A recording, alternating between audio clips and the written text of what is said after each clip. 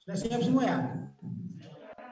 Oke, kalau begitu kita mulai proses perkuliahan hari ini dengan sama-sama membaca basmalah. Bismillahirrahmanirrahim.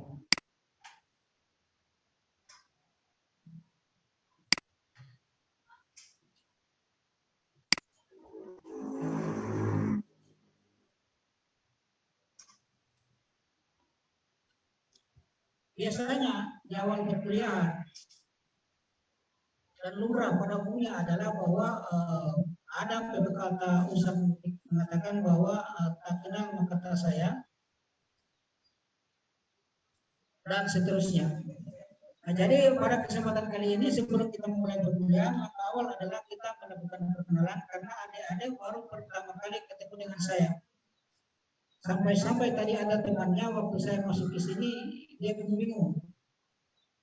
Kan belum semua kenal saya kan? Nah, saya berikan perkenalan singkat. Nama asli saya adalah Hanafi S.A.G. MAG. Saya lahir di Pulau Saparua tanggal 2 Oktober tahun 1975. Sekarang usia saya sudah berusia 45 tahun ke atas. Saya masuk menjadi dosen di STID Imam Bonjol ini tahun 2016. Jadi pendidikan SD saya di Pulau Saparua, kemudian saya melanjutkan pendidikan ke MTS Al-Hilal Sisuri Islam Pulau Saparua juga. Nah, terus aliannya masih di sekolah yang sama yaitu di MTS Al-Hilal. Terus selanjutnya saya melanjutkan pendidikan S1 di IAIN Ambon, kemudian S2 saya selesaikan S2 tahun 2005 di UNI Makassar. Itulah sekelumit perjalanan hidup saya dan biografi saya. Dari nama lengkap saya Hanafi S.A.G. MAG. Saya sudah beristri, anak sudah 3. Lebih jelasnya tentang identitas saya sendiri, adik-adik bisa buka di Google, ketik saja di situ, misalkan ketik buku ilmu pendidikan Islam Khalid Hanafi dan kawan-kawan, maka akan muncul secara lengkap biografi diri saya beserta istri dan anak-anak saya. Jadi kalau saya kemana-mana itu sudah tidak bisa bohong lagi sama orang bahwa saya masih bujang. Kenapa? Data saya sudah ada di Google, sudah ada. Di situ nama istri saya, nama anak saya semua jelas ada. Jadi kalau adik-adik mau tahu lebih jelasnya tentang identitas saya sendiri, itu tinggal buka Google aja. Anda buka Google dan bisa melihat dengan jelas identitas saya. Dalam kesempatan kali ini, mungkin kita akan berikan kesempatan beberapa orang mahasiswa supaya kita bisa menghemat waktu. Nanti dalam proses perkuliahan selanjutnya baru yang lain lagi. Dan untuk ketahuan adik-adik bahwa proses perkuliahan kita ini dilaksanakan bukan hanya secara luring, tetapi kita juga menggunakan jaringan Zoom. Jadi ada beberapa temannya itu mengikuti proses perkuliahan kita ini lewat Zoom. Terus mengenai absen, biasanya kan pertemuan awal itu kan sesudah perkenalan itu nanti ada absensi. Insya Allah absennya akan kami sediakan linknya 15 menit sebelum proses perkuliahan akan ditutup. Saya ingatkan kepada adik-adik, waktunya itu tidak boleh lewat dari jam 4 lewat 15 menit sudah mengabsen. Nanti link absennya saya akan bantu bagikan di grup WA. Jadi mungkin yang tidak sempat masuk di Zoom yang sudah ada dalam ruangan ini bisa melakukan absensi lewat link yang kami berikan. Hanya kami sampaikan bahwa jangan sampai lewat 15 menit sesudah jam 4. Jadi kalau Anda masuk sesudah lewat 15 menit sesudah jam 4, ya minta maaf sudah tidak bisa masuk itu karena linknya sudah kami tutup.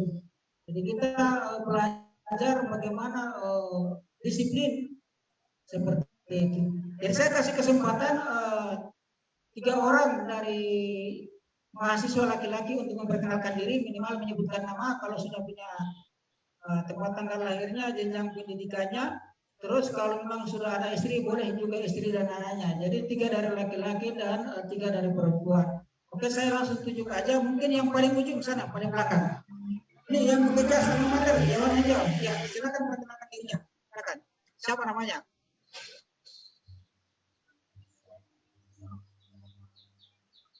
Assalamualaikum warahmatullahi wabarakatuh.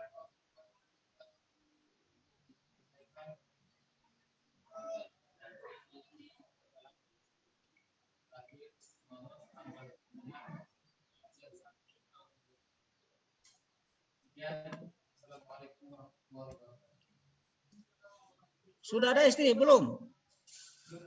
Belum ada ya? Oke, lanjut. Ini yang di depan ini yang pakai sumpah haji model gaya truk ini. Silakan. Perkenalkan dirinya. Assalamualaikum warahmatullahi wabarakatuh. Waalaikumsalam warahmatullahi wabarakatuh. Perkenalkan, saya Akbar, alamat Makam, Kabupaten Pangkep. Jenjang pendidikan semuanya di Pangkep. Pendidikan terakhir SMA Negeri 1 Segeri. Apa kiat-kiatnya sampai masuk ke studi di Mangkoso? Setahu saya itu kalau orang berbicara tentang studi di Mangkoso itu image-nya itu di situ bahasa Arab harus hebat. Nah ini kan Anda ini kan SMA. Kenapa bisa mau masuk di studi di Mangkoso ini jadi mahasiswa? Motivasi saya untuk masuk di studi di Mangkoso, yang pertama adalah dari cita-cita menjadi guru. Kemudian yang kedua, selain bisa menjadi guru, juga bisa belajar tentang agama. Jadi ada 2 poin besar yang bisa didapat. Cita-cita dapat diraih, cita-cita di dunia dapat diraih, cita-cita di akhirat insya Allah bisa terkejar. Amin. Mudah-mudahan terkabul. Oke, lanjut. Yang sana, yang di belakang, yang pakai jas warna hijau, jas almater juga ya. Ini yang pakai kopi haji juga, gaya Timur Tengah ini kayaknya. Silakan perkenalkan diri. Waalaikumsalam warahmatullahi wabarakatuh.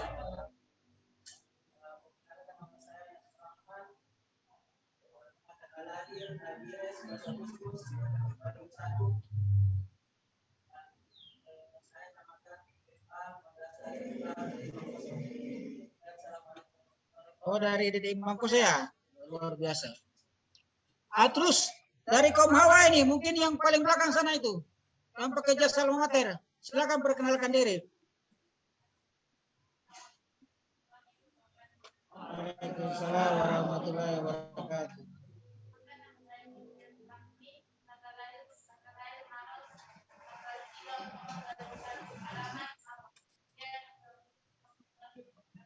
Harus ya. Nah ini yang di depan ini, silakan perkenalkan dirinya.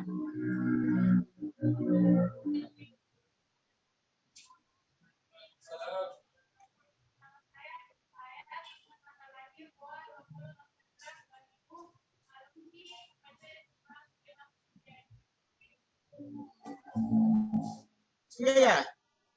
Kenapa jauh-jauh dari Sinjai bisa tersangkut di Mangkoso ini? Apa pertimbangannya ini? Apakah kemauan sendiri, arahan orang tua, atau mungkin ajakan teman? Kemauan sendiri ya? Pendidikan lanjutan atasnya Alia atau ke SMA? Ke SMA ya? Oh iya. Oke, satu lagi. Jadi kita menghemat, jadi kali ini cukup 3 dari laki-laki, 3 dari perempuan. Mungkin yang ini yang pakai kacamata ini. Boleh, silakan memperkenalkan diri.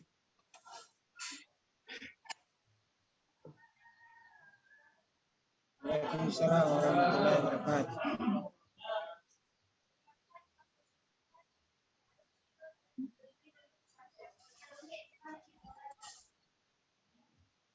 Halo, di mana? SMA di mana?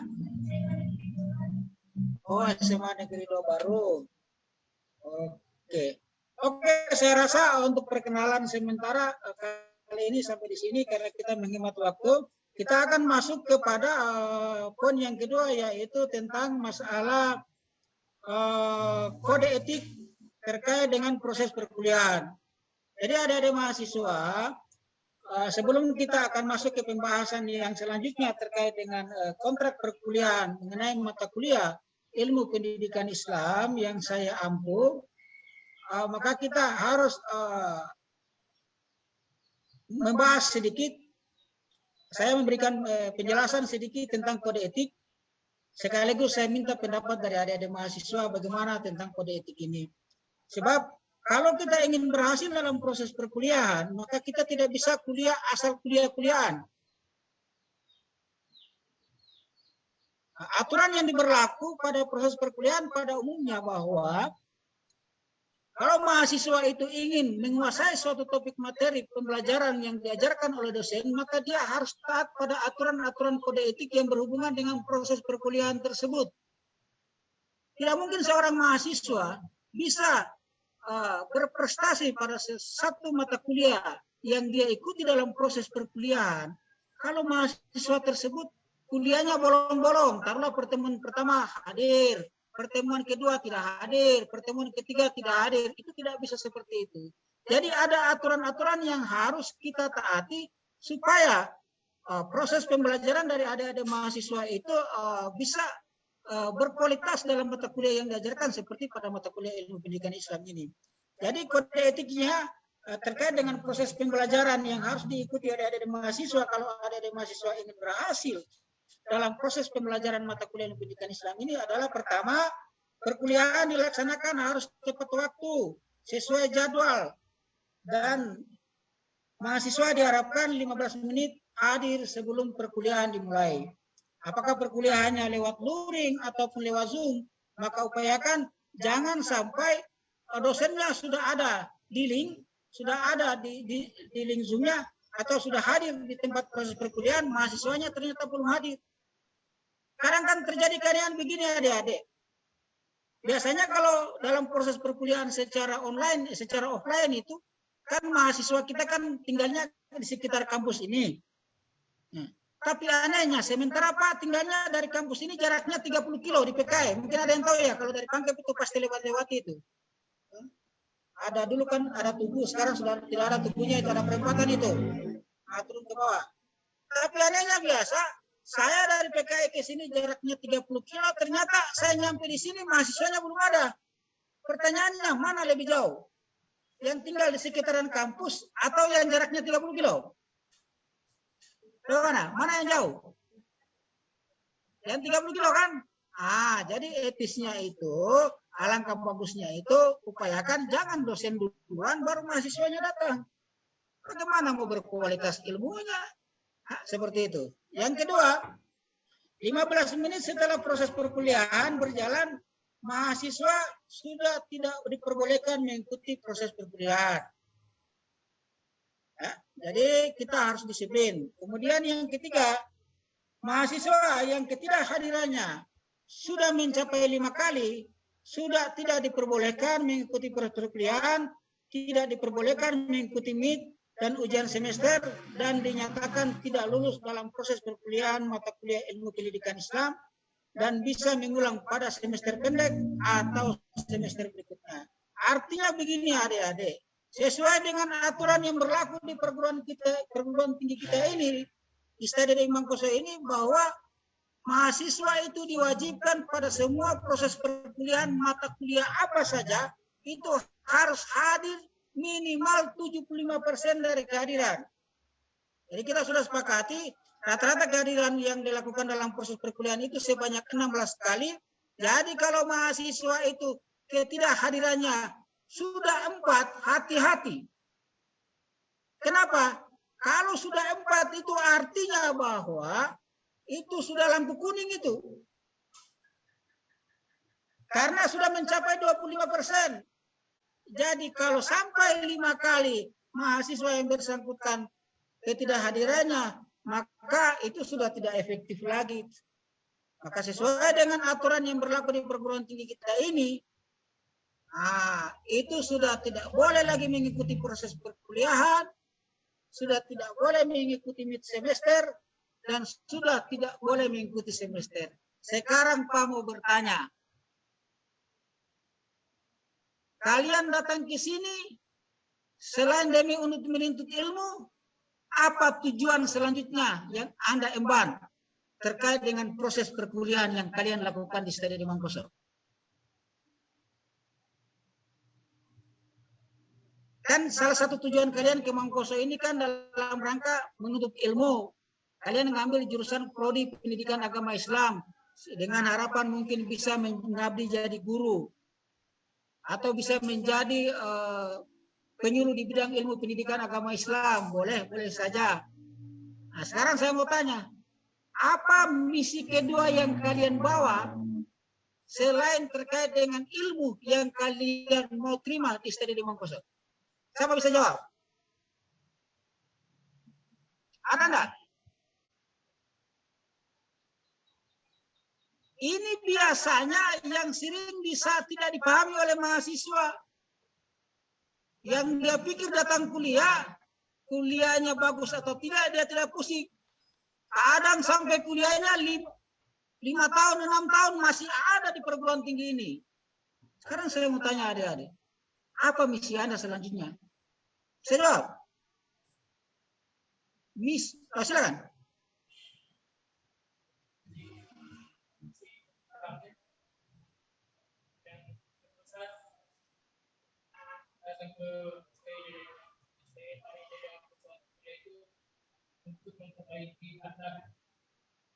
Itu kan bagian dari proses ilmu yang kalian terima.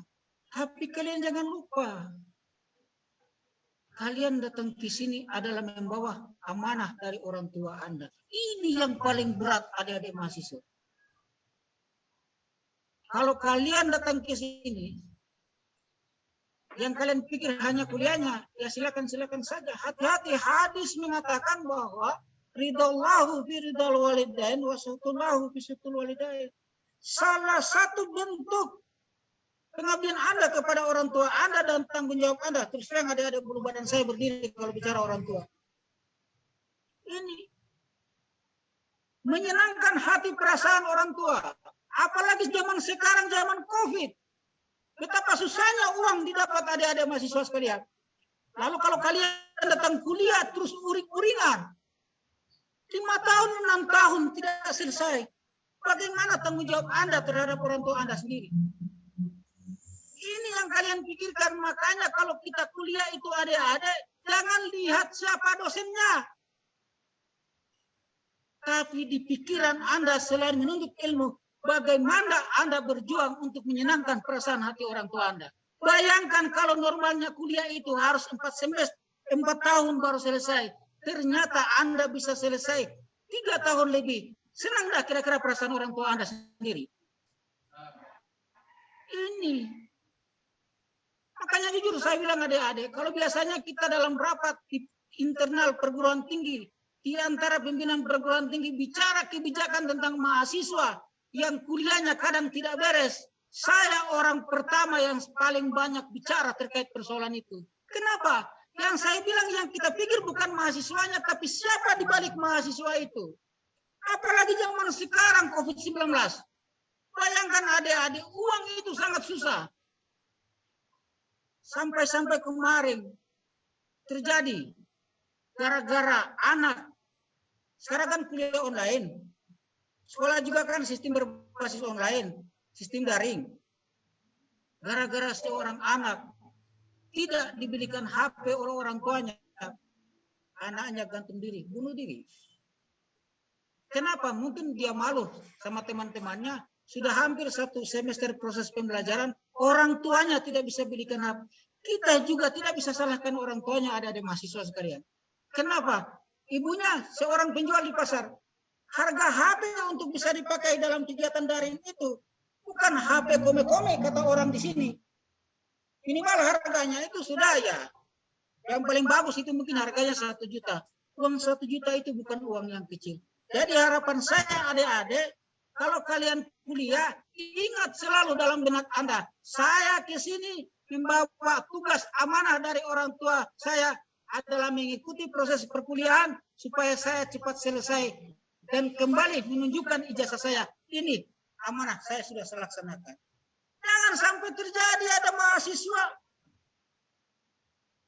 5 tahun, 6 tahun masih nyantai aja tinggal di kampus.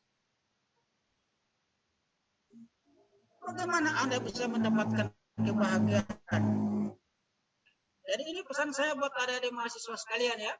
Tolong, kalau kuliah yang benar. Kalau kalian punya masalah kan ada penasihat akademik. Contoh, siapa tahu sekarang kan kita sudah, alhamdulillah syukur kita di Mangkuso ini kan sudah mulai menerapkan sistem berbasis data online. Registrasi, KRS, semuanya sudah berbasis online. Kita sudah punya server feeder, co-feeder. Jadi kalau ada adik-adik mahasiswa yang mungkin terkendala persoalan ekonomi, belum bisa bayar uang semester, kalau jangan tinggal diam. Kan ada penasihat akademiknya. Konsultasi sama penasihat akademik. Kalau tidak bisa sama penasihat akademik, siapa lagi konsultasinya?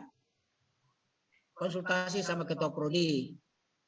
Atau bicara dengan pejabat-pejabat yang menangani. Supaya jangan sampai terjadi, karena kalau kita itu tidak terinput datanya di data online kita, itu dianggap belum jadi mahasiswa. Seperti itu. Itu yang kedua.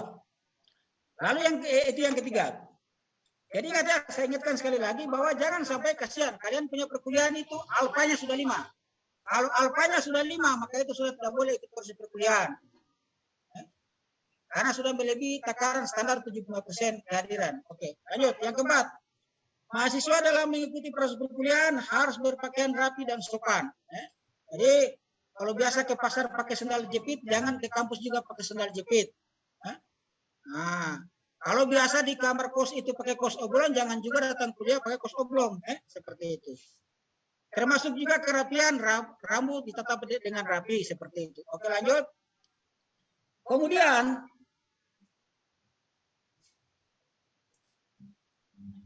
tugas makalah. Jadi, nanti ada pembagian kelompok. Jadi, kita topik materi itu sistem tematik. Jadi, ada pembagian tugas kelompok adik-adik mahasiswa sekalian. Jadi, tugas makalah itu harus diselesaikan secepat-cepatnya. Dan upayakan makalah tersebut 2 hari sebelum proses perkuliahan berlangsung sudah dibagikan kepada teman-temannya. Tujuannya apa adik-adik? Kita diskusi makalah itu bukan saling gagah-gagahan. Bukan pamer vokal. Tapi tujuan kita bagaimana menyatukan persepsi tentang topik materi yang kita bahas nanti, supaya kita dapatkan kesimpulan sesuai dengan ketersediaan referensi, bagaimana teori tersebut sampai pada kondisi saat materi itu dipaparkan. Jadi di sini kita menyatukan persepsi, bukan saling menjatuhkan, bukan seperti itu. Jadi yang kita inginkan dari proses perkuliahan ini adalah agar kita jelas terkait pembahasan mengenai materi yang dibahas itu tersebut. Misalkan contoh yang kita bahas itu tentang ilmu pendidikan Islam. Saya tanya, kemarin kan saya sudah bagikan materinya. Kira-kira kalau ilmu pendidikan Islam itu materinya apa-apa saja yang dibahas dalam topik ilmu pendidikan Islam?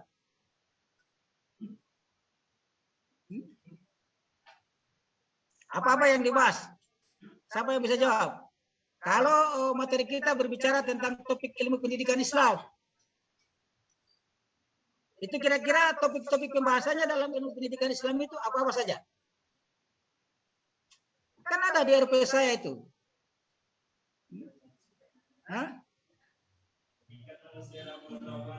Wah, bukan, kalau itu kan kita bicara lain juga itu topiknya. Kalau kita bicara manusia, lain juga pembahasannya. Boleh jadi yang dibahas itu pengertian pendidikan Islam, pengertian manusia, hakikat manusia dalam pandangan Islam boleh. Kira-kira kalau ilmu pendidikan Islam apa-apa topik pembahasannya? Belum baca bukunya Pak, Ilmu Pendidikan Islam. Ini bukunya ada nih. Nah, bukunya.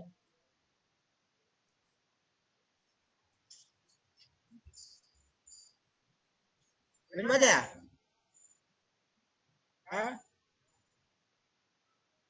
Wah, harusnya jadi mahasiswa itu, kenapa RPS? Kontrak perkuliahan saya sudah jelaskan sebelumnya. Terus tujuan saya supaya ya mahasiswa sebelum proses perkuliahan itu sudah belajar. Jadi adik-adik sekalian, pada intinya kalau kita bicara pokok pembahasan pendidikan Islam, otomatis yang dibahas di dalam itu ada 4. Siapa yang bisa sebutkan salah satunya? Siapa? Aduh.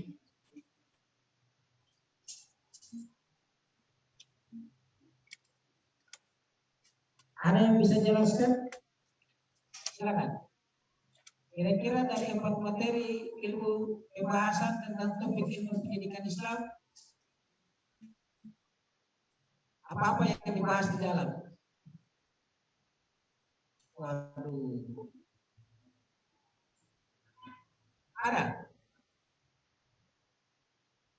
Jadi pada intinya adik-adik kalau pembahasan tentang topik ilmu pendidikan Islam itu pembahasannya itu ada 4. Pertama adalah pengertian pendidikan Islam. Yang kedua adalah dasar hukum pelaksanaan kegiatan pendidikan Islam, sudah ada di papernya RPS yang saya bagikan, bisa dilihat itu ada di dalam. Lalu yang ketiga membahas tentang tujuan ilmu pendidikan Islam. Lalu yang keempat membahas fungsi pendidikan Islam. Itu aja. Nah, makanya adik-adik sekalian saya sarankan setiap proses perkuliahan saya 1 minggu sebelum proses perkuliahannya atau paling lambat 2 hari, tolong baca-baca buku saya yang judulnya tentang ilmu pendidikan Islam. Semua materinya sudah ada di dalam. Seperti itu. Kemudian kita lanjut. Aturan tentang makalah ini terkait dengan kode etik yang harus kita ikuti dalam proses perkuliahan, bahwa makalah disusun mengikuti standar penyusunan karya ilmiah yang berlaku di kampus.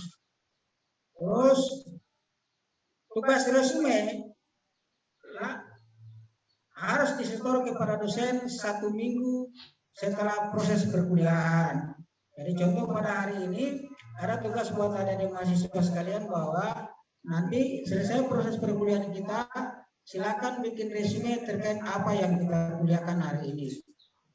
Terus yang kedua, saya juga sudah bagikan di BA grupnya ada lembaran observer. Jangan cuma mahasiswa yang mau selalu dikoreksi sama dosennya, ya saya juga minta input dari mahasiswa. Kalau saya mengajar tidak menarik, ya katakan saja tidak menarik. Supaya kita bikin perubahan. Nah, jadi pembelajaran yang bagus itu ya kita juga harus terima masukan. Jadi itu lembaran observasi yang saya sudah bagikan, dan kemudian hari ini juga ada observer yang saya hadirkan dalam proses perkuliahan ini. Nah, silakan kalian komentari. Mungkin penguasaan materinya kurang bagus, cara buka perkuliahannya kurang menarik, penjelasan materinya mungkin kurang dalam, silakan, tidak ada masalah. Nama pada prinsipnya adik-adik sekalian, adik-adik mahasiswa sekalian, dalam konten ilmu pelajaran, ilmu pengetahuan itu kita sama-sama belajar. Siapa yang banyak membaca, saya yakin dia akan lebih tahu. Siapa yang kurang membaca, pasti pemahamannya juga tentang sesuatu akan semakin kurang. Jadi tidak memandang apakah dia dosen atau mahasiswa. Pada prinsipnya adik-adik, kalau terkait dengan satu persoalan kembali kepada sejauh mana kemampuan kita membaca referensi terkait dengan hal tersebut.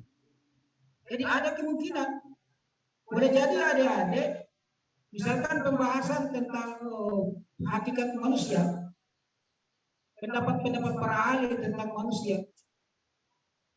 Karena mungkin ada mahasiswa dalam ruangan ini banyak baca referensinya, wawasannya lebih luas, boleh jadi mungkin dia akan lebih hebat daripada dosen. Dan kita juga dosen tidak perlu merasa dikritik. Ada kan dosen baru dikritik sedikit sama mahasiswanya sudah mulai sakit gigi. Nah, ini yang masalah. Jangan begitu. Konten ilmu pengetahuan itu ada yang kita kedepankan adalah standar ilmiah. Benarnya bukan benar menurut kita, tapi bagaimana benar menurut referensi ilmiah yang tersedia atau berdasarkan penelitian. Jadi kalau ada dosen itu baru dikritik sedikit sama mahasiswanya sudah sakit gigi, kasihan dosennya itu. Perlu belajar lagi tentang ilmu mendidik. Kemudian ada satu hal ada saya garis bawahi bahwa saya dalam melaksanakan proses perkuliahan, apakah itu di mata kuliah saya ilmu pendidikan Islam atau di mata kuliah kurikulum pendidikan agama Islam atau di mata kuliah saya penelitian tindakan kelas atau mata kuliah saya evaluasi pendidikan, saya menerapkan prinsip sistem manajemen orang tua dengan anak.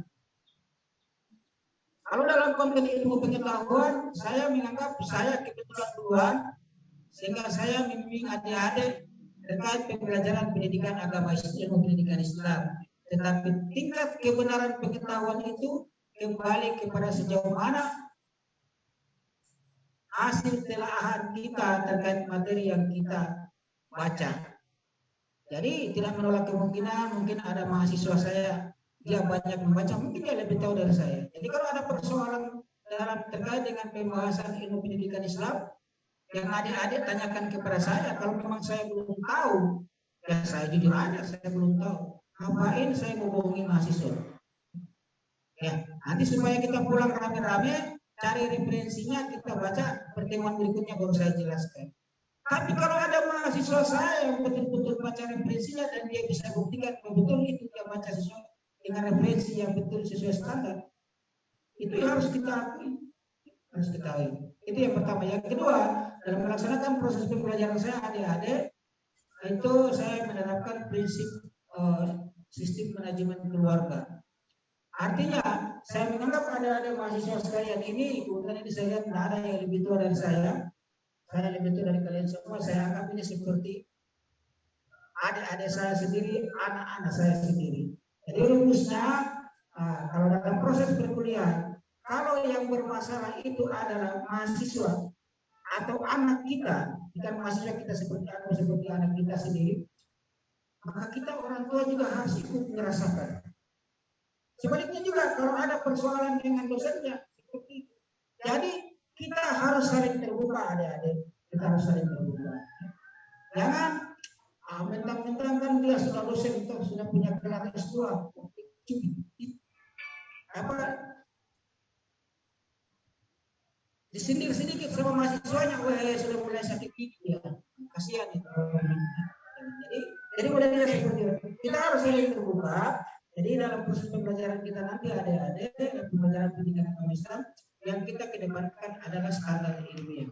Seperti itu. Jadi kita sama-sama belajar. Prinsip saya kebetulan lebih duluan dari kalian, dan makanya saya dipercaya untuk memimpin kalian dalam proses pembelajaran pendidikan. Tetapi tingkat ilmiahnya, pengetahuan kita tentang materi ilmu pendidikan Islam itu tergantung sejauh mana hasil telaahan kita terhadap referensi-referensi yang membahas terkait ilmu pendidikan Islam. Jadi seperti itu. Jadi kalau adik-adik punya masalah, jangan sungkan-sungkan bertanya langsung sama saya. Asal jangan saya diganggu pada saat proses perkuliahan. Atau bisa jadi mungkin jam 2 malam baru saya ditelepon. Jangan. Itu juga menyalahi etika. Terkadang saya lihat ada mahasiswa itu adik-adik tidak pernah bisa membedakan. Contoh, jam 2 siang sampai jam 3 biasanya jam tidur. Angka bagusnya jangan kita menelepon dosen pada jam. Atau ada terkadang mahasiswa itu dia datang bertamu sudah hampir setengah 6 sore. Jam 6 kan sudah maghrib. Berarti orang kan sudah berbenah bersiap-siap untuk bersihkan diri, persiapan untuk salat maghrib. Berarti kalau kita bertamu jam begitu tidak bagus. Jadi ada mahasiswa silakan baca referensi sebanyak-banyaknya. Di perpustakaan kita itu banyak buku.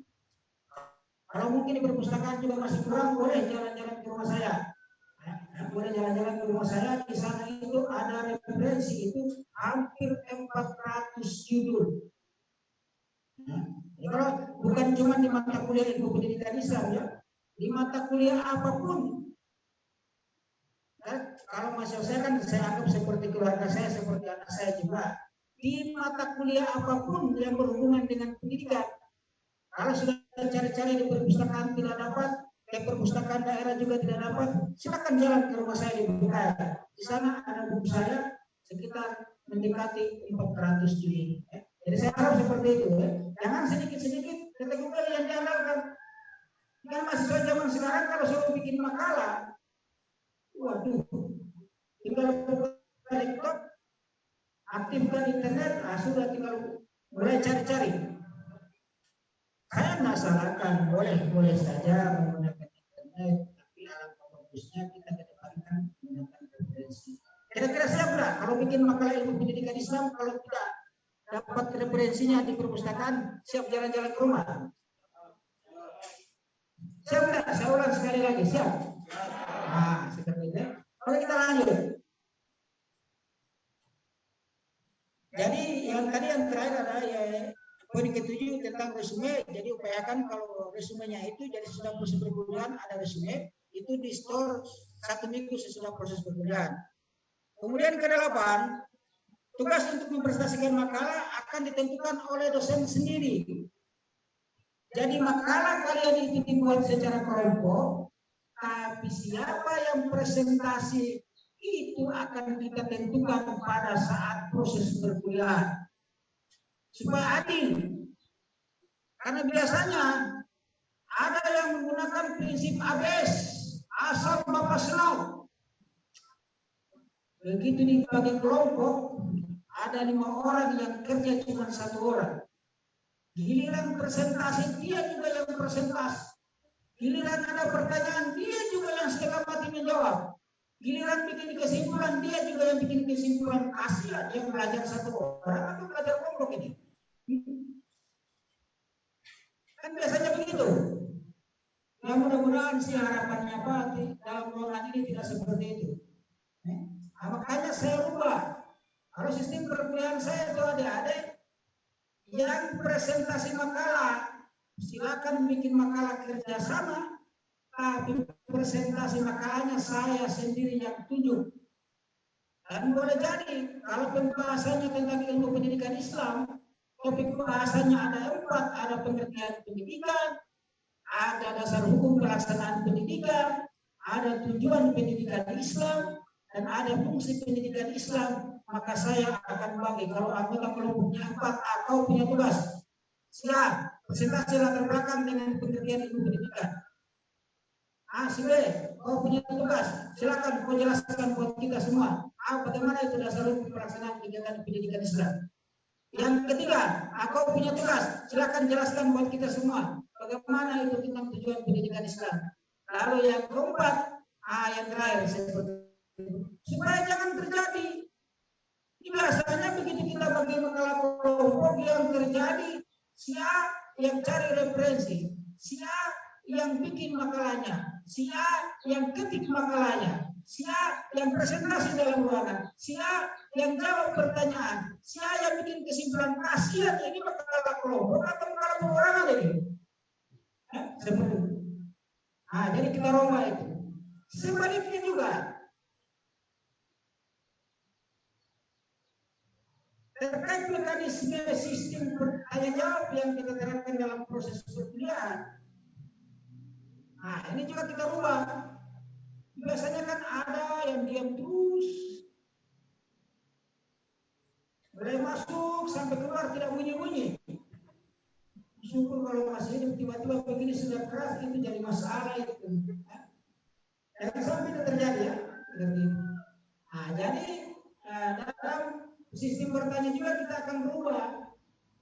Siapa yang menentukan? Saya sendiri sebagai dosen yang menunjuk untuk dia bertanya supaya adil. Jadi begitu pemakalah sudah presentasi materinya, gilirannya yang bertanya ini kita main tunjuk juga ini. Jadi kalau kita tidak main tangkap, ini tidak ada yang mau belajar. Supaya kenapa? Ada motivasi untuk belajar. Kalau enggak kira-kira, kalau jadi cowok, dikasih kesempatan sama dosen lalu ada cewek di dekatnya, dia tidak bisa menjawab. Kalau enggak kira-kira? Malu dong sebagai mahasiswa. Masa saya dilemparkan pertanyaan tidak bisa bikin apa-apa? Nanti dibilang sama temannya, Pak, kalau yang mulai begini tidak bisa jadi calon suami saya. Nah, ini ada motivasi, ada beban. Jadi sistem perkuliahan saya itu ada seperti itu. Jadi yang bertanya terkait kepada kelompok yang presentasi, itu nanti saya sendiri yang tunjuk. Supaya semua itu belajar. Dan ingat, kita di sini bukan mencari siapa yang paling hebat. Kita di sini bukan saling melihat siapa yang paling vokal, enggak. Yang kita cari sejauh mana pemahaman kita terkait dengan pembahasan tersebut sesuai dengan ketersediaan referensi yang sudah ada. Nah, begini tujuannya. Itulah diskusi adik-adik. Bukan saling musuh-musuhan. Giliran kita presentasi banyak sekali bertanya, nanti kalau lain juga saya akan banyak bertanya. Bukan begitu. Seperti itu. Oke, lanjut.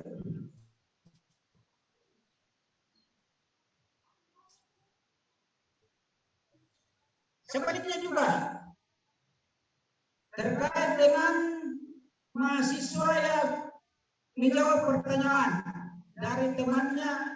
Jadi mahasiswa, kelompok mahasiswa yang presentasi juga itu dalam menjawab pertanyaan juga tidak pakai orang-orang itu kan. Ini juga sistemnya penunjukannya dari kepala langsung.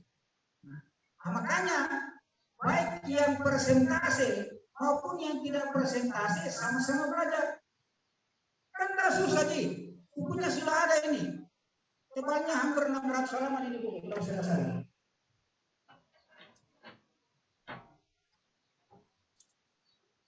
Ya, ada 500 halaman. Jadi tinggal baca materinya. Diskusi. Jadi saya harap nanti dalam proses diskusi kita itu semuanya aktif. Tidak ada yang tidak aktif. Oke? Lanjut.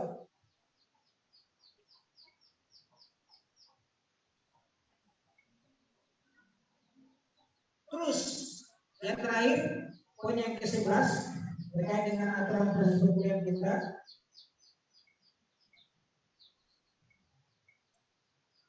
Bagi mahasiswa dari kelompok lain yang tidak presentasi boleh membantu menjawab pertanyaan yang dilontarkan ke kelompok yang presentasi.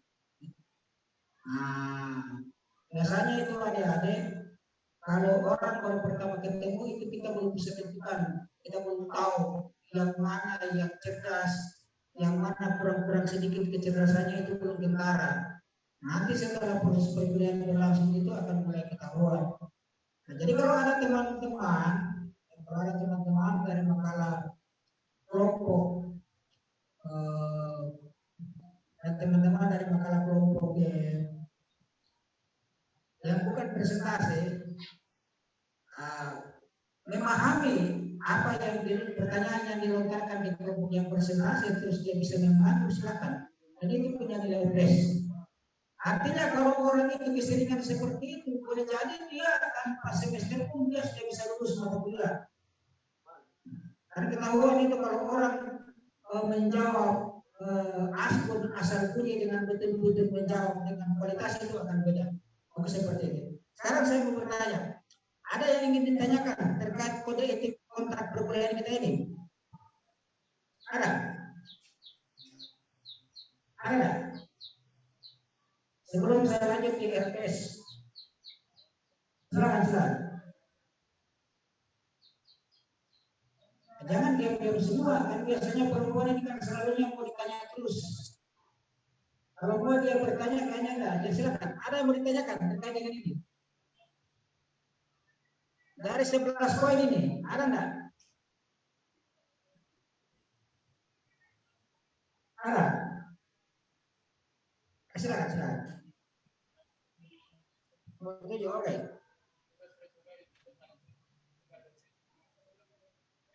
Ya. Jadi maksudnya begini adik-adik. Biasanya mahasiswa itu kalau tidak dikasih tugas resume terkait dengan materi, begitu materi itu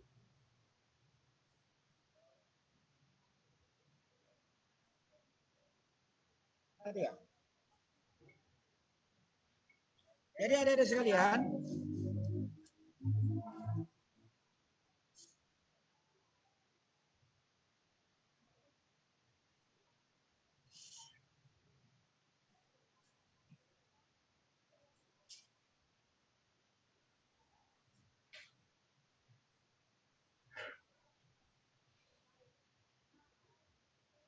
jadi begini adik-adik sekalian ya. Sekarang. Ya beginilah. Kayaknya baterainya apanya itu salah.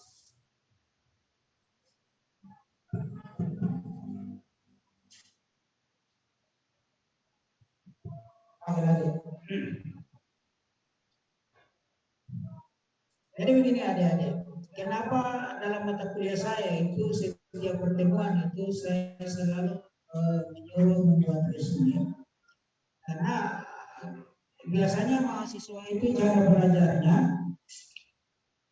saat presentasi dia perhatikan, terus nanti kalau 5 bulan kemudian semester baru malamnya itu dia paksa dirinya belajar awal dari A sampai Z. Nah ini kan bisa jadi kendala ini. Artinya mahasiswa itu ada proses belajarnya itu tiba masa tiba akal kata pepatah. Sekarang kita perbaiki. Tiba masa tiba akal. Artinya kalau tidak dibuat seperti begini, maka saya tidak yakin mahasiswa itu dia mau pelajari ulang itu materi-materi yang sudah diajarkan. Supaya ada proses pembelajaran saat dia kembali dari rumah, maka alangkah bagusnya dikasih tugas resume. Ya minimal lah setiap topik materi itu pulang dibaca, lalu dia bikin resume terkait dengan materi itu. Kan tidak sulit sih kalau ilmu pendidikan Islam. Makalah dari temannya sudah ada, bukunya juga sudah ada. Jadi buku ini ada. Bahkan di perpustakaan itu ada 10. Ada 10 unit. Di buku saya ada 10 unit. Terus di rumah juga ada. Bisa kalian pesan sendiri. Coba kalian cek itu di Lazada, di Tokopedia, di link-link online itu ada semua itu buku terpajang gitu. Seperti itu. Jadi bisa dipesan kalau mau beli bukunya. Tidak usah urusan sama Pak, bisa langsung pesan di tokonya saja. Nah, seperti itu. Jadi tujuan kita berikan resume seperti itu. Kan tidak susah aja bikin resume. Saya mau tanya, susah tidak bikin resume? Hah? Susah tidak? Yang keras dong suaranya, tidak kedengaran ini. Apalagi jam begini saya sudah mulai mengantuk ini. Kira-kira susah tidak bikin resume? Harus tegas dong. Jangan layu-layu. Aduh. Jadi tujuannya itu adik-adik, resume itu supaya mendorong mahasiswa itu mau belajar kembali materi tersebut. Yang minimal ada pengulangan lah. Karena kalau rumusnya mahasiswa itu pakai gunakan presentasi mata kuliah, makalahnya pulang disimpan dalam kas. Nanti 5 bulan itu ada 12 materi, 1 RPS. Sudah. Kira-kira bisa nggak dipelajari topik materi? Bisa nggak? Atau kasih contoh sederhana saja. Ini bukunya ini 500 halaman loh. Bisa nggak mahasiswa membutuhkan waktu mulai jam 7 malam, taruhlah ujiannya jam 8 pagi semesternya. Ini bisa kuasai nggak 502 halaman buku ini? Dengan ini tulisannya kecil sekali ini, kalau dari jauh nggak bisa dibaca. Bisa nggak dikuasai? Nggak bisa. Makanya supaya ada motivasi buat mahasiswa itu sendiri, ya kita bikin seperti itu. Kita bikin seperti itu. Kita dengar azan dulu.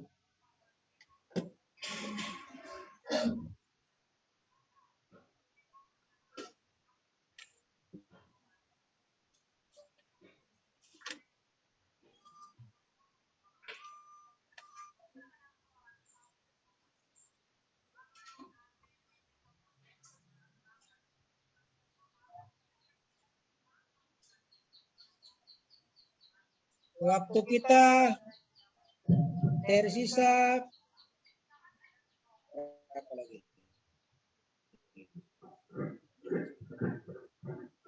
38 menit lagi.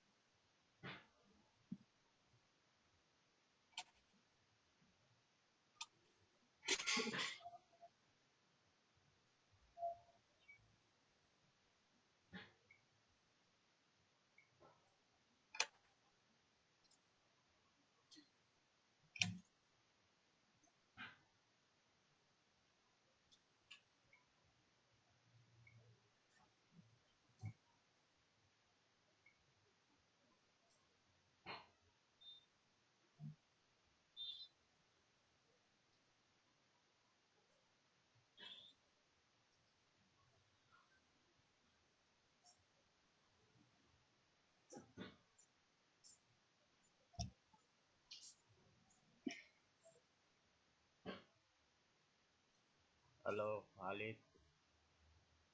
Halo Pak Wal. Lanjut.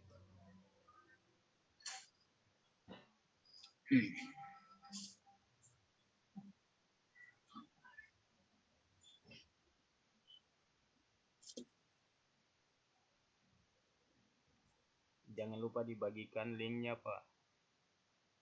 Link absen. Oke Pak. Oke.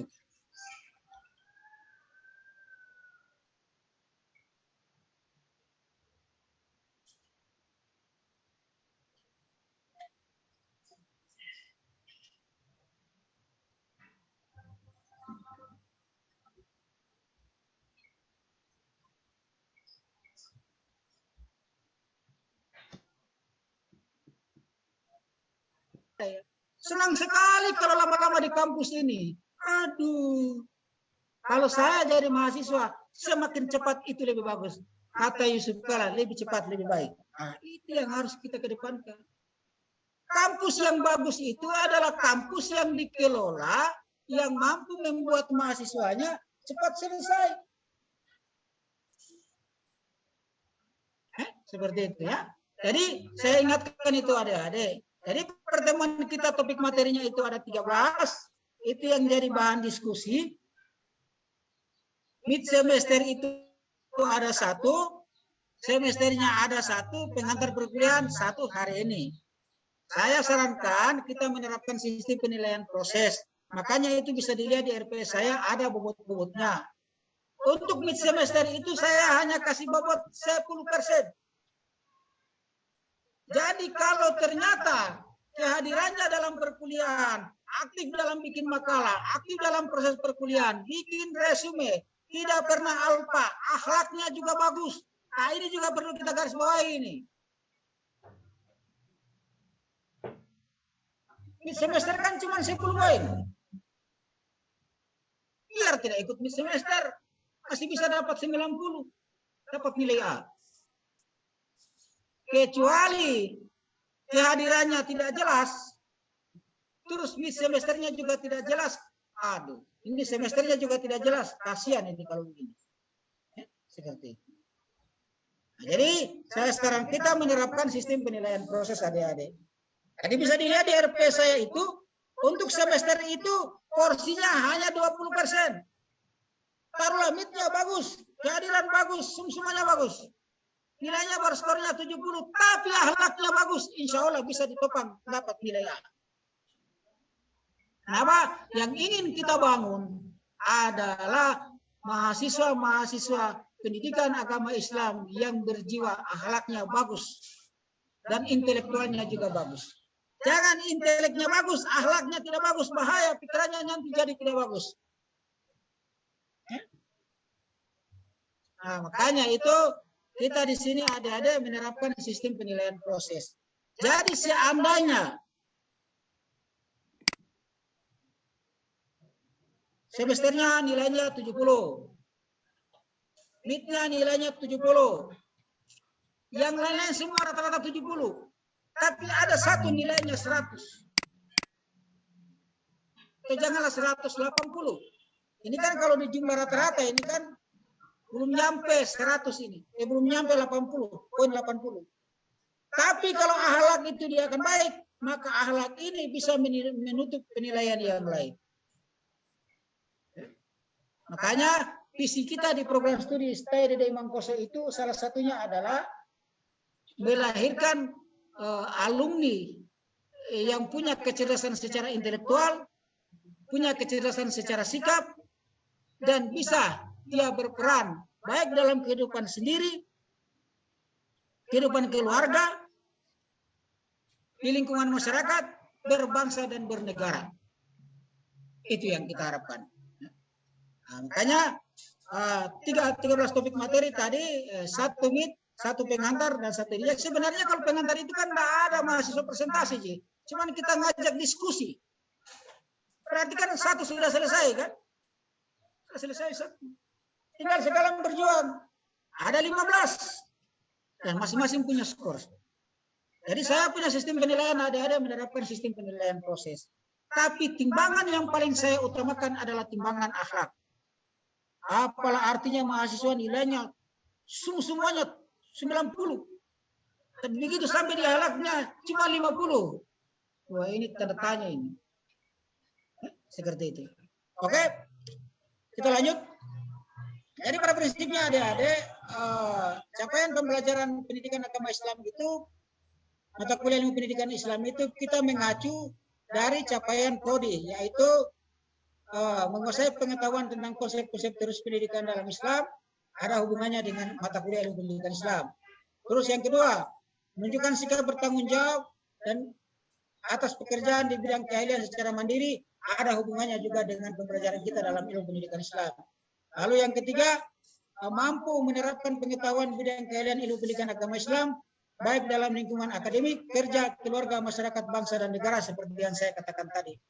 Sebaliknya juga sama dengan bidang sikap, dia bisa mampu menerapkan dalam semua bidang tadi.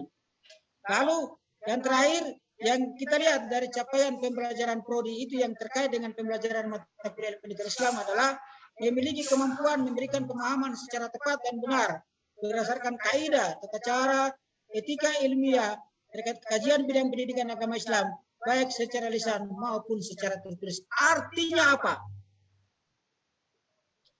Misalkan nanti kita belajar dalam mata kuliah ilmu pendidikan Islam, taruhlah pada tahapan periodisasi pendidikan Islam. Lalu ada periodisasi pendidikan Islam masa pemilihan jodoh. Di situ kita ajarkan bagaimana kiatnya memilih jodoh yang paling benar sesuai dengan tuntunan ajaran Islam. Tujuannya apa? Bukan cuma kita belajar pengetahuannya, tapi harapan saya pengetahuan itu juga bisa terimplementasi dalam kehidupan kita. Selain itu, kita juga bisa memberikan pemahaman kepada orang lain. Jadi pertama jadi pengetahuan untuk diri kita. Kemudian kita implementasi dalam kehidupan kita. Lalu yang ketiga tugas kita selanjutnya adalah memberikan pemahaman baik secara lisan maupun tertulis kepada orang lain. Itulah baru dikatakan top dalam proses pembelajaran pendidikan Islam. Itu yang saya ingin kehendaki dalam pembelajaran ini. Makanya belajarnya yang baik-baik. Contoh juga dalam pembahasan tentang priorisasi pendidikan Islam. Di situ juga kita belajar tentang priorisasi pendidikan Islam usia anak. Masa kehamilan. Nah, di situ akan dibahas bagaimana peran seorang ibu mengandung seorang anak supaya anaknya bisa otaknya seperti PJ Habibie almarhum. Anak di zaman sekarang ya aneh bin aneh. Kadang disuruh orangnya pergi kuliah, bukan pergi kuliah, bawa kuliah. Akhirnya apa yang terjadi? Bukan gelar sarjana dia bawa pulang ke kampungnya, malah menantu dia bawa pulang untuk orang tuanya.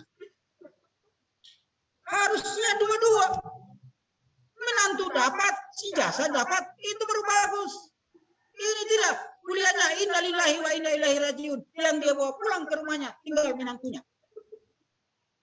Padahal harapan orang tua kan itu. Betapa besar perasaan seorang orang tua tak kalah kirim anaknya ke stay di Mangkoso. 3,5 tahun kemudian anaknya telah kembali bawa pulang gelar sarjana. Masya Allah.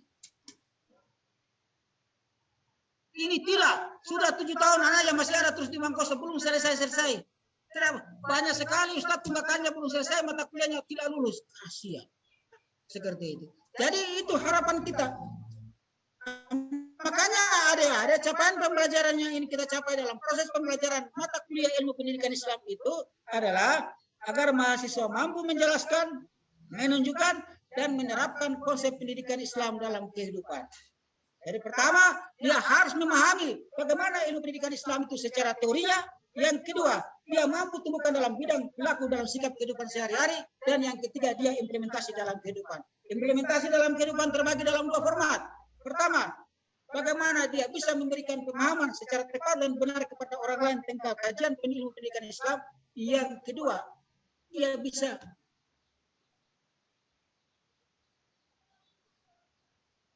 memperbaiki orang lain atau mengarahkan orang lain kalau dia dalam kondisi kehidupannya banyak yang belum sesuai. Seperti itu. Nah, itulah tujuan kita. Jadi capaian pembelajaran kita itu adik-adik pada intinya selain kita punya pemahaman secara pengetahuan tentang mata kuliah ilmu pendidikan Islam terkait dengan topik-topik materinya di dalam, yang kedua bisa tumbuh dalam bentuk sikap kepribadian kita, lalu yang ketiga kita mampu menerapkan dalam kehidupan. Ada yang tidak jelas di sini? Silakan, boleh ditanyakan. Kalau kita lanjut lagi. Sekarang kita masuk kepada topik-topik materinya. Jadi saya menghemat waktu, tidak perlu lagi menjelaskan apa capaian-capaian pembelajarannya. Hanya di sini saya akan sampaikan saja bahwa topik-topik materi kita tadi terkait dengan materi itu ada 3. 1, materinya adalah tentang hakikat manusia, pengetahuan dalam Islam. Yang kedua, hakikat pendidikan Islam. Yang ketiga, fitrah manusia dan implikasinya terhadap kegiatan pendidikan Islam. Yang keempat, pendidik dan peserta didik dalam pendidikan Islam. Yang kelima, metode pendidikan Islam. Yang keenam, media, sarana prasarana dan dana dalam kegiatan pendidikan Islam. Yang ketujuh, kurikulum dan evaluasi dalam kegiatan pendidikan Islam. Yang kedelapan, priorisasi kegiatan pendidikan Islam. Yang kesembilan, pengelolaan kegiatan pendidikan Islam pada lembaga pendidikan pesantren. Minimal kita bisa paham. Seandainya kalian nanti punya nasib jadi seorang tenaga pendidik di pesantren, apa yang Anda akan lakukan? Minimal gambarannya seperti itu. Lalu selanjutnya, pengelolaan kegiatan pendidikan Islam pada lembaga pendidikan madrasah. Siapa tahu nanti nasib jadi guru madrasah atau jadi guru PAI di sekolah umum, minimal paham bagaimana apa yang harus dilakukan. Terus selanjutnya, pengelolaan kegiatan pendidikan Islam pada majelis taklim. Saya lihat di tanah Bugis ini, saya ini kan asli orang Buton, lahirnya di Maluku. Saya dari Sulawesi Tenggara. Ada enggak dari Buton dalam ruangan ini? Dari Sulawesi Tenggara? Ada ya? Jadi saya dari Buton, lahirnya di Maluku. Tapi saya menetap sekarang di Sulawesi Selatan. Istri saya orang baru. Saya punya anak itu nggak jelas juga itu. Mau dibilang orang Maluku salah, mau dibilang orang Buton salah, mau dibilang orang Bugis juga salah. Ya. Sampai-sampai mungkin itu kemungkinan besar bahasa daerah saya mungkin mereka sudah tidak tahu karena tidak pernah belajar. Seperti itu ya. Nah, jadi adik-adik di daerah Bugis ini kan saya lihat banyak majelis taklim. Harapan saya dengan kalian belajar sistem pengelolaan pendidikan Islam di lembaga majelis taklim, siapa tahu nanti pulang di kampungnya dituju jadi ketua majelis taklim, tidak bingung apa mau dikerja. Jangan sampai jadi ketua majelis taklim pekerjaannya nanti tinggal hitung-hitung iuran anggotanya kasih. Ya. Jangan sampai itu terjadi. Atau nanti sudah sandang gelar sarjana pendidikan, tapi kan labelnya kan garis miring Islam kan. Ditunjuk jadi pengurus majelis taklim, kebingungan sendiri. Kalau orang tanya, masa pengurus majelis orang di kampung saja dia bilang bukan juga dari jurusan agama, kadang bisa pimpin majelis taklim, masa ini sarjana dari lembaga pendidikan Islam mengkroso lagi. Seperti itu. Jadi harapan saya dengan belajar pendidikan Islam di majelis taklim, adik-adik bisa punya pemahaman yang jelas bagaimana mengelola majelis taklim itu dengan baik dan benar. Selanjutnya, ini juga pengelolaan kegiatan pendidikan Islam pada Taman Pendidikan Al-Quran. Ini problem kita yang paling besar sekarang di kalangan umat Islam.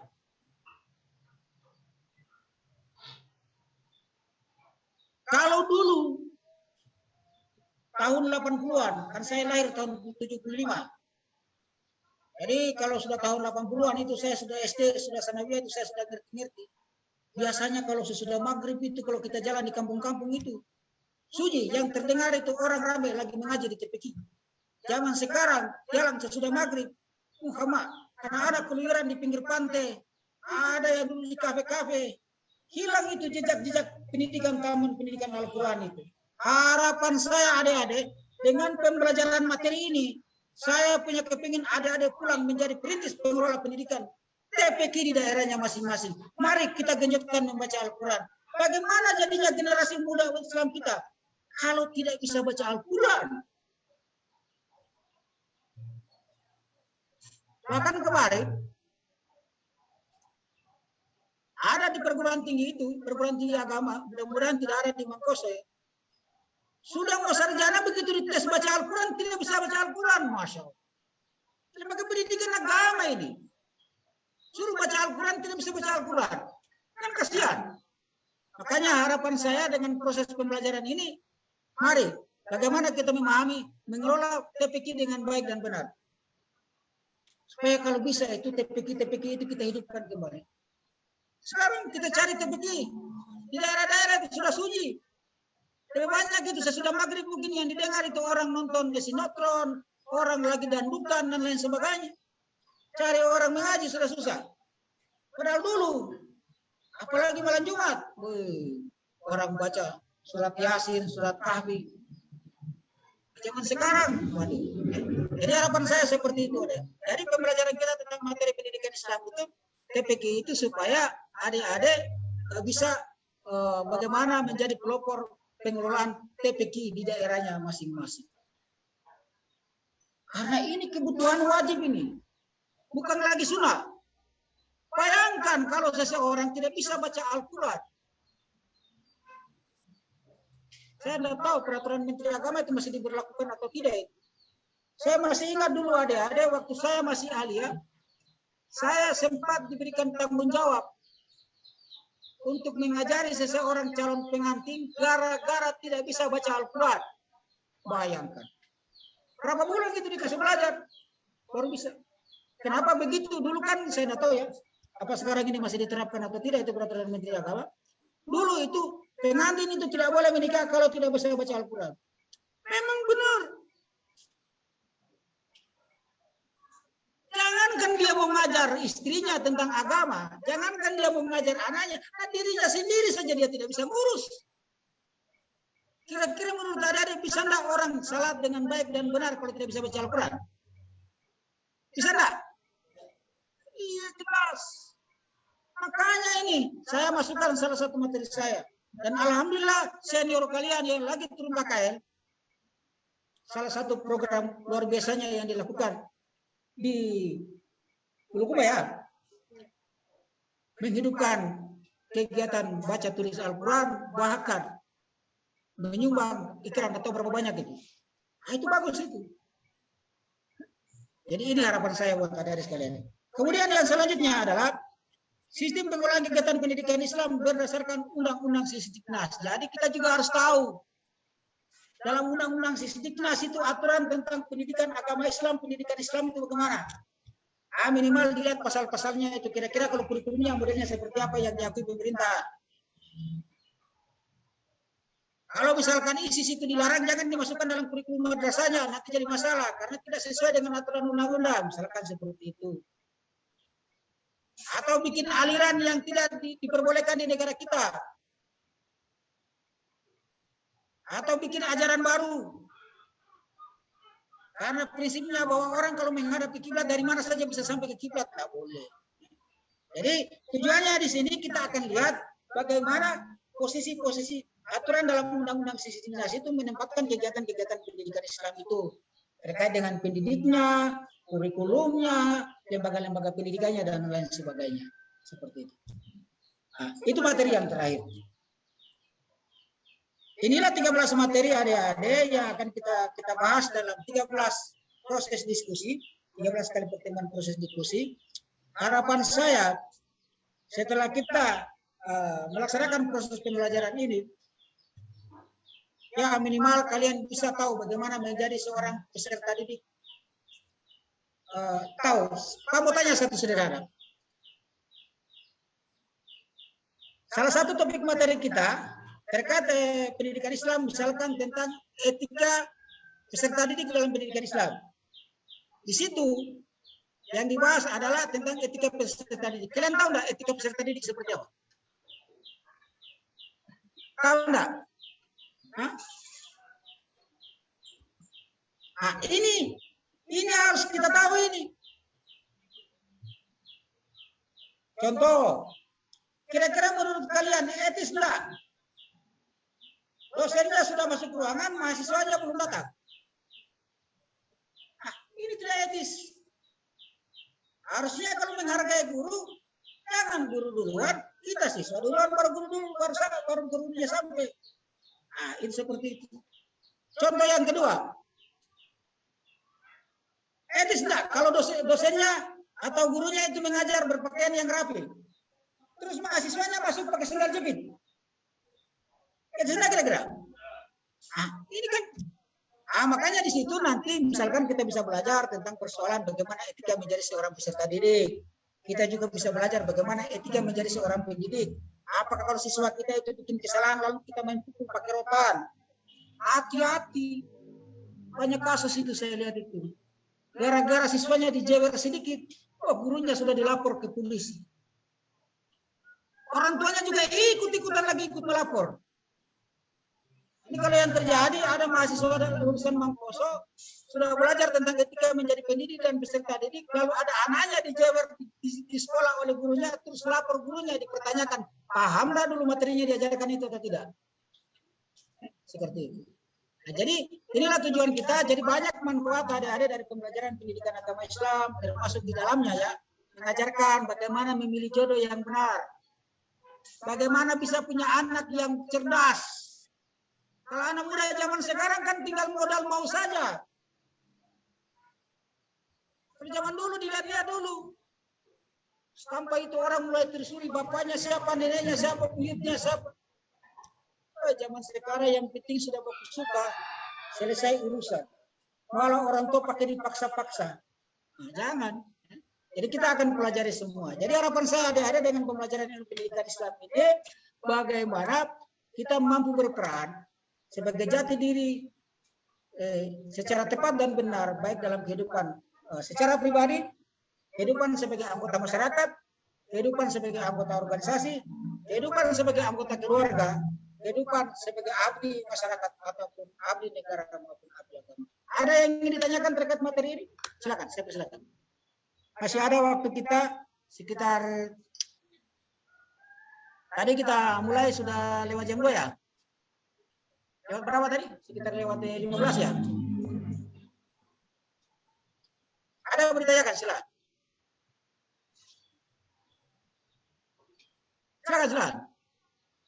Silakan, kalau ada yang bertanyakan terkait dengan materi saya. Mohon maaf ini ya, biasanya kalau kendaraan itu kalau jalan itu kan butuh bahan bakar, jadi ini perlu juga ini bahan bakar sedikit. Silakan. Silakan kalau ada mau ditanyakan.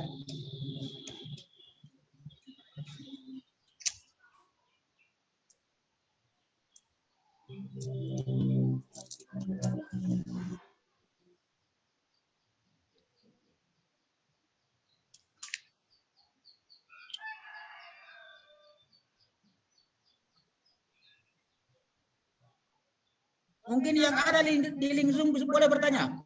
Silakan. Buat mahasiswa yang ada di Zoom boleh silakan bertanya.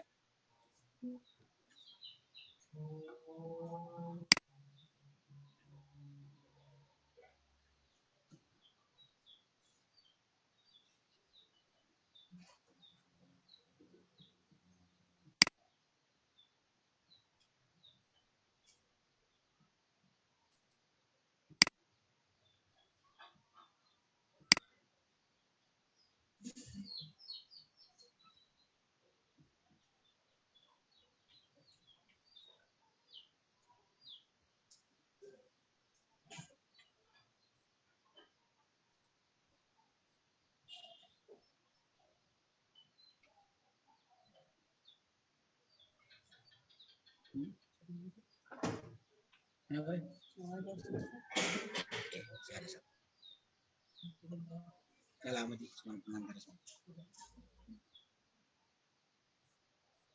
Silakan, ada mau ditanyakan?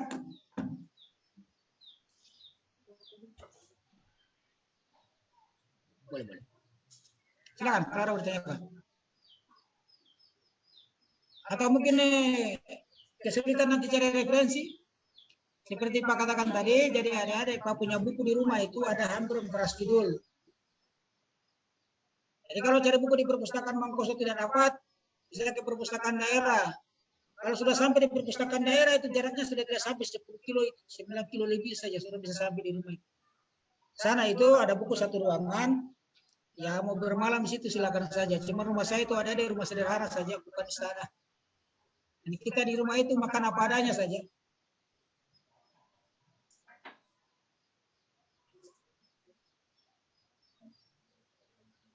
Silakan kalau ada yang mau ditanyakan. Mungkin yang ada di ruang Zoom, silakan.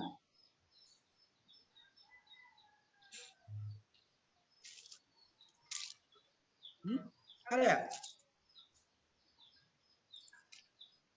Oke, silakan.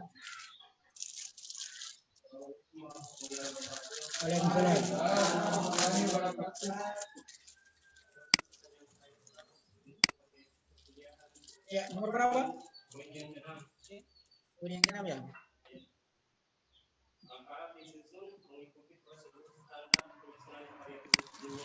Ya. Apanya yang belum dipahami?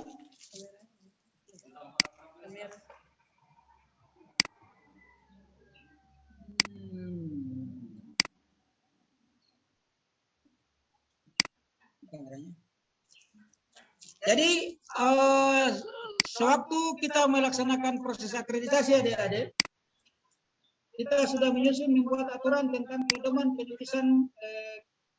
penyusunan skripsi. Itu bisa dicek di bagian kepegawaian. Sudah ada itu pedomannya. Itu bisa dipakai. Nah, jadi pedoman yang kita gunakan itu adalah pedoman yang sesuai dengan pedoman yang berlaku di Stadion di Mangkoso ini. Pedoman kita itu dia mengikuti pedoman yang berlaku pada UIN Alauddin.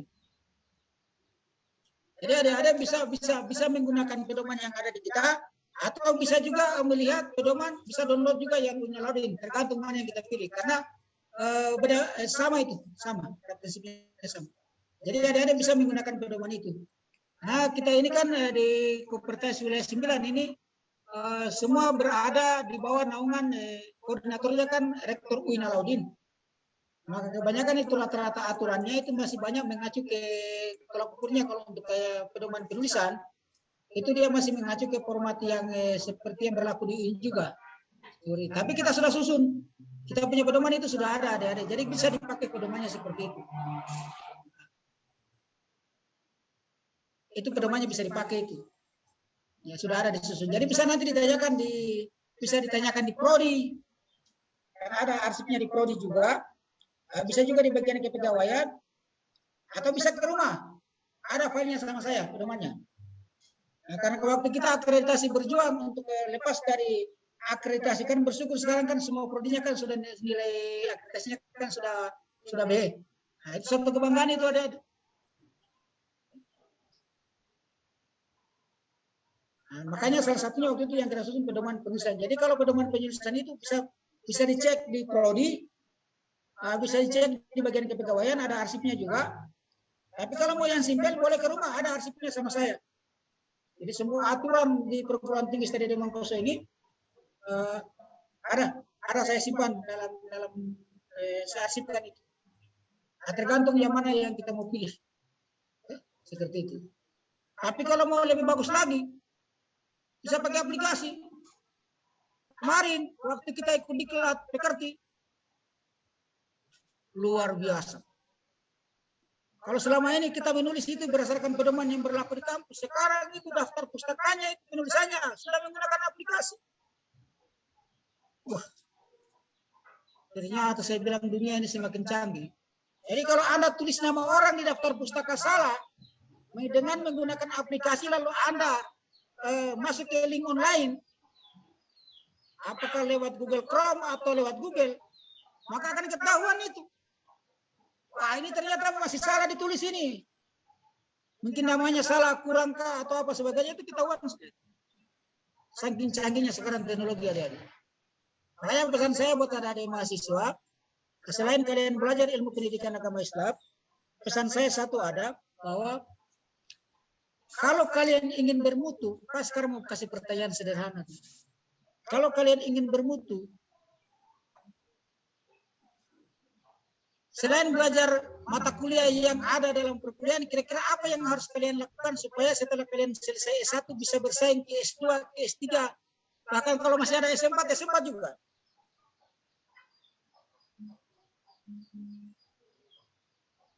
Apa yang harus dibenahi?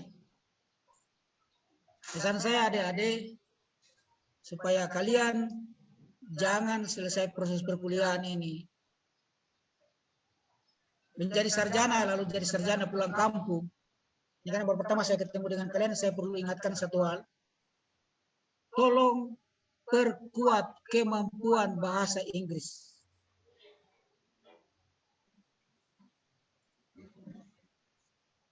Tolong perkuat kemampuan bahasa Inggris.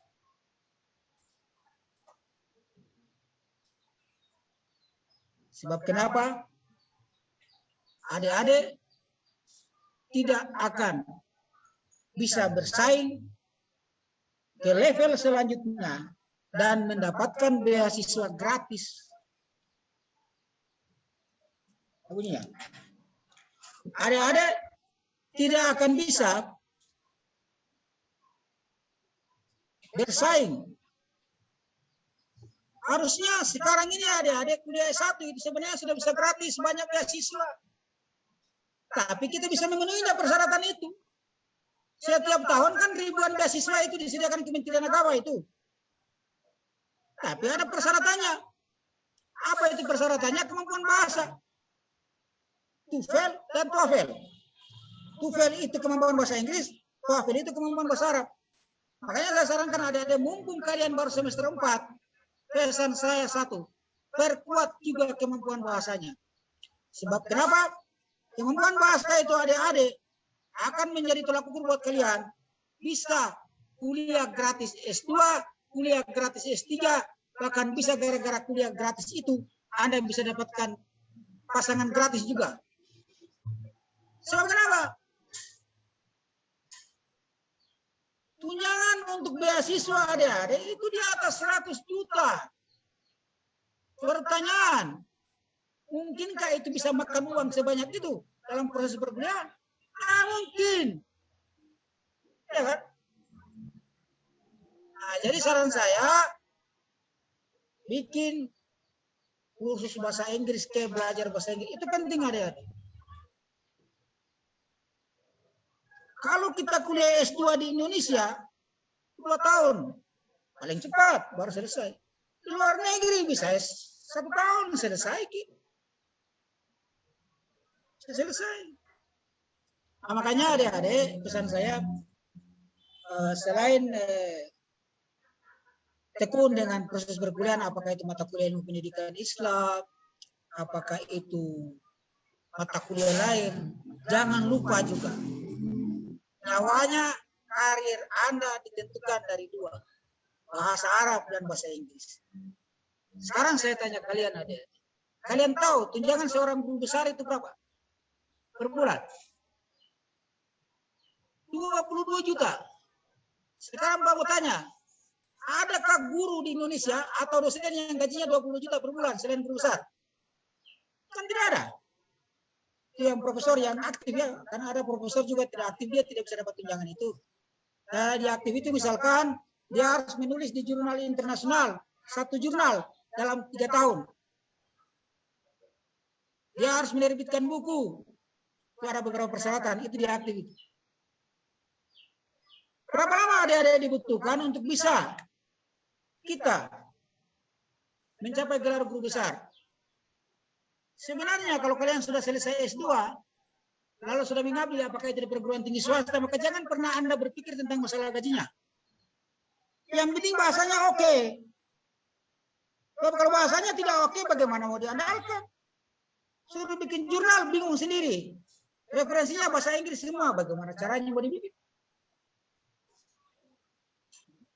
Kalau kalian ingin punya karir jadi dosen adik-adik, di perguruan tinggi mana saja kalian masuk silakan, tidak ada persoalan, dan jangan pernah pikir itu gajinya. Kalau hari ini kita bentuk umat ke jalan yang benar, mungkin kita kasih belajar huruf alif besarnya seperti tiang, tapi kita ikhlas. Mungkin kita digaji cuma 500.000 per bulan. Ikhlas saja. Ya, manusia kalau kasih terbatas. Tapi Allah bisa kasih kita dengan jalan cara yang lain. Yang kedua, kalau karir Anda bisa bagus, sebenarnya Anda hanya butuh waktu. Dosen itu kan adik-adik naik pangkat itu 2 tahun 1 kali. Jadi dia punya pangkat akademik itu 3B, 3C, 3D, 4A, 4B. Kalau sudah 4B ini kan sudah bisa ini ngusul ke guru besar. Berarti 5 kali 2 berapa itu? 10 tahun kan? Udahlah kita hitung. Jangan kita pakai 2 tahun pas. Kasih lewat-lewat nih 6 bulan.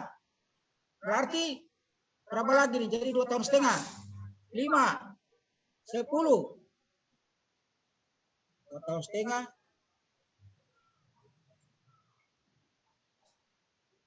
5 tahun ya.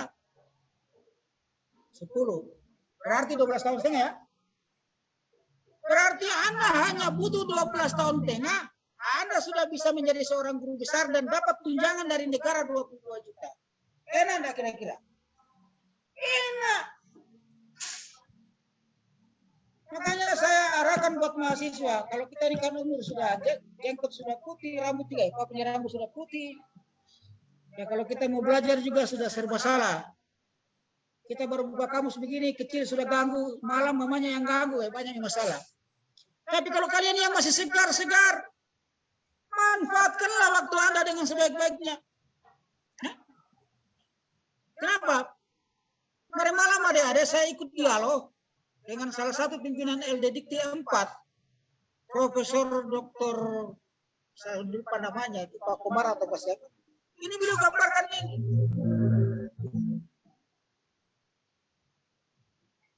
Ini beliau gambarkan ini adik-adik. Ini beliau gambarkan. Jadi saran saya, jangan kalian berkecil hati. Hanya butuh 12 tahun, Anda sudah bisa punya tunjangan 22 juta. Kita tidak tahu kalau 10 tahun ke depan. Mungkin sudah 30 juta. Nah, makanya pesannya Pak, selain belajar ke ilmu pendidikan Islam, belajar ke mata kuliah yang lain. Jangan lupa ini bahasa Inggris ini dengan bahasa Arab. Saya pikir mungkin bahasa Arab sudah jauh-jauh karena ada dari pesantren toh. Ini kami ini yang bahasa Inggrisnya ini yang jadi masalah. Jangan cuma tahu hanya I love you, ini jadi masalah. Kayaknya kalau kata itu ya dari anak-anak sampai yang sudah tua tahu semua itu. Jadi pesan saya buat anak-anak mahasiswa sebelum saya tutup perkuliahan pada hari ini, belajar baik-baik dengan perkuliahan, tekun, terus jangan lupa kuatkan diri Anda dengan kemampuan bahasa. Kalau memang di Sulawesi di Baru tidak ada, ya bisa belajar ke Makassar, atau bisa saja adik-adik bisa pergi belajar. Pernah dengar kampung apa namanya? Kampung Indonesia di Pare, di Kediri ya? Itu bisa belajar di Pare Kediri. Mungkin buang-buang waktu sekitar 1 tahun itu kayaknya sudah bisa seluruh biasa. Daripada tinggal menghayal tidak terasa 3 tahun sudah lewat. Hanya sarjana sarjana Ustaz. Apa dikerja? Kerja di sawah aja Ustaz. Kan seperti itu. Jadi itu pesannya saya buat adik-adik supaya nanti bisa berkualitas. Oke? Seperti itu. Ini pesannya apa itu buat adik-adik sekalian. Clear. Siapkan kamera, kita mau tutup berkuliah.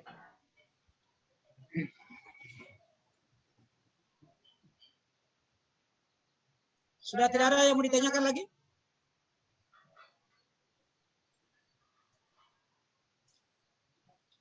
Ada ya? Ya mudah-mudahan sih kalau tidak ada yang ditanyakan berarti sudah paham semua. Jangan sampai nanti ternyata tidak ada yang dipahami. Nah itu yang jadi masalah ya. Ready? Oke. Oke adik-adik. Karena sudah tidak ada lagi yang bertanya terkait dengan materi kita pada kesempatan kali ini.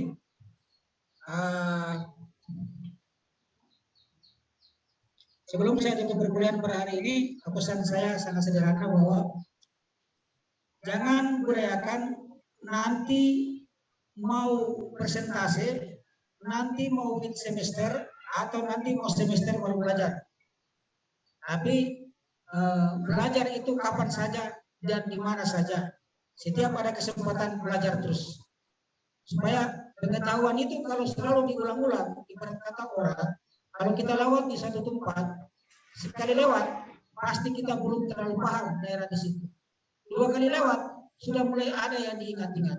3 kali lewat, batu, kayu, atau apapun di pinggir jalan kita sudah mulai hafal. Bahkan boleh jadi, ukuran badan orang yang ada di pinggir jalan itu pun bisa kita hafal. Sama juga dengan ilmu pengetahuan. Semakin banyak kita membaca, semakin banyak kita pelajari, insya Allah pengetahuan itu akan bisa melekat dengan baik dalam pemikiran kita. Tetapi kalau tiba masa tiba akal, itu akan jadi masalah. Seperti itu. Jadi belajar dengan giat, terus dalam sistem diskusi kita, yang kita kedepankan adalah standar ilmiahnya, bukan mencari-cari kesalahan. Seperti itu. Terus yang kedua, mekanisme yang kita anut adalah yang presentasi, yang bertanya, yang menjawab, itu saya sebagai dosen yang menunjuk supaya ada motivasi dari adik-adik mahasiswa mau belajar. Karena kalau tidak dibikin begini, biasanya ini kasihan.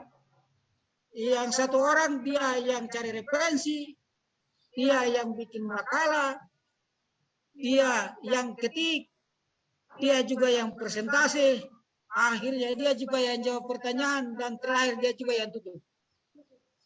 Jangan sampai itu terjadi. Oke, saya rasa perkuliahan kita hari ini sampai di sini. Lebih dan kurangnya Pak mohon maaf. Kalau ada benarnya itu datangnya dari Allah Subhanahu wa taala. Kalau ada salahnya itu datang dari pribadi saya sendiri. Akhirul kalam, saya tutup perkuliahan hari ini dengan ucapan wallahu muwaffiq ila aqwamit thoriq. Wassalamualaikum warahmatullahi wabarakatuh, dan kita tutup dengan sama-sama membaca alhamdulillah. Alhamdulillahirabbil alamin.